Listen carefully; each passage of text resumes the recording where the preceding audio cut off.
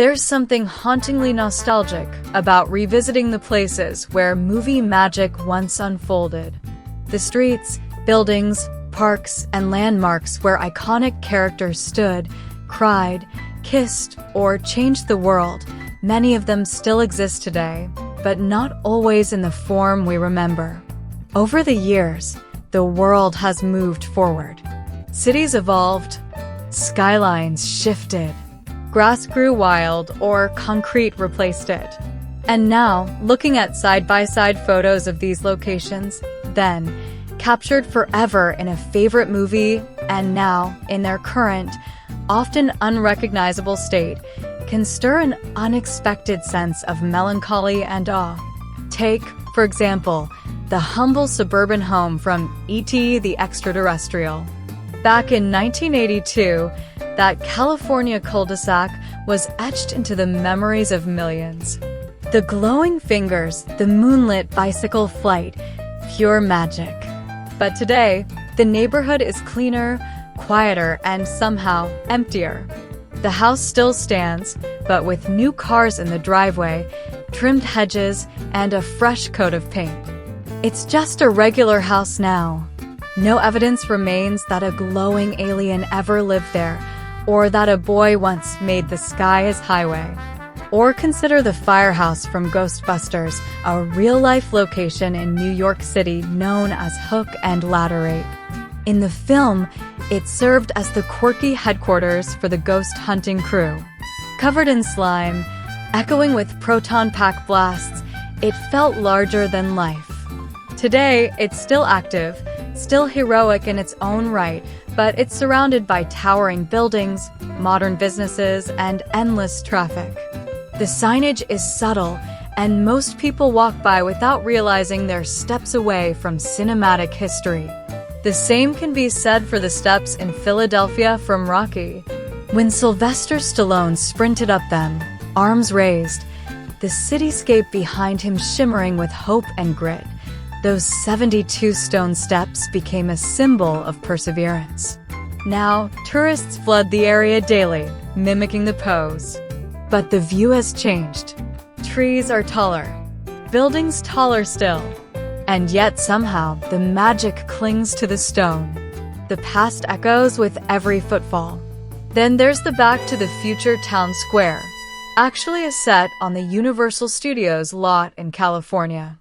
Marty McFly's skateboard, the DeLorean's flaming tire tracks, the massive clock tower, all part of a fictional yet strangely familiar landscape.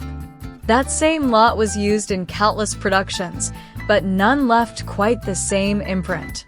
Today, the clock tower still stands, but the surroundings have been remodeled, the streets resurfaced, the illusions repainted. It's more of a museum now, a place you visit to remember rather than experience. The Forrest Gump bench is another example. Who could forget Forrest sitting with his box of chocolates, telling his life story to strangers? The original bench was located in Chippewa Square, Savannah, Georgia. But that bench was removed after filming and now resides in a museum. The square remains beautiful, tranquil, and shaded by trees, but the famous bench spot is empty unless you know exactly where to look. Tourists come and go, snapping photos, but the bench they pose on isn't the bench. In Chicago, the parade scene from Ferris Bueller's Day Off was filmed in the heart of downtown. Cameron danced, Ferris sang, and the crowd went wild. That exact stretch of Dearborn Street still exists, of course, but now it's lined with newer buildings, Starbucks locations, and more traffic than ever. The soul of the 80s is gone, replaced by modernity. But if you close your eyes and imagine the twist and shout echo, it's almost like it never left. Let's not forget the hotel from The Shining. The exterior shots of the Erie Overlook Hotel were filmed at Timberline Lodge in Oregon. The imposing structure still draws fans, and it's aged remarkably well. But the surrounding forests and snowbanks have changed with time. Paths are paved. Signs are digital. While it still sends a chill down your spine, The menace now feels more like memory than threat. Inside, of course, the interiors were filmed elsewhere. But to fans, that iconic exterior still whispers with dread. In Los Angeles, the La La Land planetarium sequence was filmed at the Griffith Observatory, which has appeared in countless films, including Rebel Without a Cause. It's one of the few places that has maintained its charm. But even here, the passage of time is visible in the expanded parking lot, the polished fences, the wider walkways built for crowds. The skyline in the background now boasts new skyscrapers. The stars still shine, but the surrounding silence of old Hollywood is gone. Some locations, like the alley where Spider-Man first tested his web powers, or the school from 10 Things I Hate About You, remain standing, sometimes untouched. But others, like the hotel from Pretty Woman or the diner from Pulp Fiction, have closed, renovated, or disappeared entirely. Restaurants get gutted. Theaters become offices. Streets are rerouted. And one by one, the film ghosts are exorcised by the ordinary grind of modern life. What makes these then and now comparisons so powerful is not just the passage of time, but the contrast between memory and reality.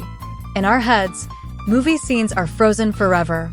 They exist in a bubble where the sun always hits just right, where actors are young, where the music swells perfectly. But the real world doesn't freeze. It moves. It renovates. It forgets. Sometimes slowly, sometimes overnight. You can return to the hill where Julie Andrews sang in The Sound of Music, and it might still look the same. But more often than not, you find yourself in front of a building that has become something else entirely, a bank, a gym, a pharmacy. And suddenly, you feel old. Because what you remember isn't just the movie, it's who you were when you first saw it. Even the Harry Potter platform 9 3/4 at King's Cross Station is different now. After the books and films, the station embraced its cinematic fame by placing a luggage trolley half embedded in the wall, near a souvenir shop. But the actual filming location was elsewhere, down a side platform long close to public access. The magical spot you imagined is now a photo op with a queue. Organized, monetized, sanitized. And yet, there's something beautiful in that too. Because while the physical world changes, the scenes in our minds don't. The power of film lies in its permanence. We can rewatch, rewind, relive. We can step into the exact moment where Indiana Jones ran from the boulder or when Neo dodged bullets. And even if the sets are gone, the buildings remodeled, the streets renamed, we carry the originals inside us. When you look at a then and now photo of a movie location, you're doing more than comparing architecture. You're measuring the space between eras. You're feeling the weight of time. You're remembering the excitement of being swept away into a world that seemed so real and realizing that it was real, just for a moment, in a very specific place that's now been swallowed by years. That's why these images resonate. They aren't just film trivia. They're time machines. They remind us that everything changes: buildings, actors, cities, even ourselves. The street where a boy met an alien, the diner where lovers sat in neon glow, the cliff where Thelma and Louise made their final drive. Those places existed once. Maybe they still do. But like us, they've aged. They've moved on. And somehow, that makes them even more human.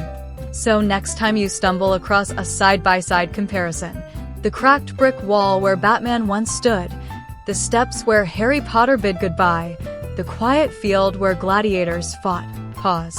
Let the weight of the years press gently against your heart. Let it remind you that nothing stays the same, and that's okay. Because part of the magic of movies is that they freeze moments the world can't.